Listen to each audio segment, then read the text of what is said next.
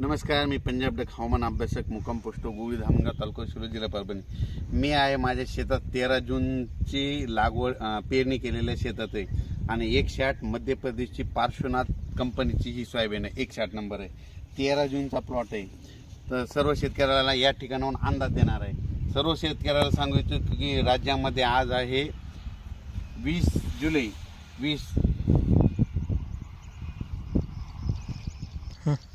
तर आजपासून परत शेतकऱ्यासाठी अंदाज येतोय. म्हणजे 20 ते 30 जुलै, म्हणजे 20 जुलै ते 30 जुलै म्हणजे 10 दिवस राज्यामध्ये दररोज भाग बदला 2-2 दिवस वेगवेगळ्या भागात पाऊस पडणार आहे. म्हणून हा अंदाज लक्षात येतात. राज्यात एकंदरीत परिस्थिती तर राज्यामध्ये म्हणजे आता ह्या 3 दिवसामध्ये म्हणजे 20, 21, 22, 23, 24 दरम्यान रिमझिम पाऊस सुरू होणार आहे. म्हणून हा अंदाज लक्षात यायचा. ज्या गावाला पाऊस पडला नाही त्या गावात देखील हा पाऊस पडणार आहे. म्हणून हा अंदाज देखील सर्व शेतकऱ्यांना लक्षात घ्यायचा. राज्यातील एकंदरीत परिस्थिती बघितली तर राज्यामध्ये म्हणजे काल रात्रीपासूनच विदर्भात देखील पाऊस सुरू झाला आहे. म्हणून हे देखील सर्व शेतकऱ्यांनी लक्षात घ्यायचं.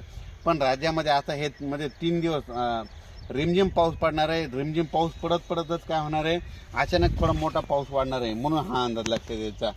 सर्व शेतकऱ्याला सांगू इच्छितो की हे मध्ये 23 तारखेपर्यंत हे पाऊस राहणार आहे रिमझिम स्वरूपाचा.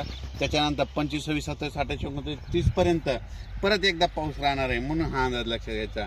म्हणजे सांगायचं झालं तर एवढा जुलै महिना म्हणजे 30 जुलैपर्यंत राज्यामध्ये सगळीकडे पाऊस असणार आहे. म्हणून हा अंदाज लक्षात घ्यायचा. त्याच्यानंतर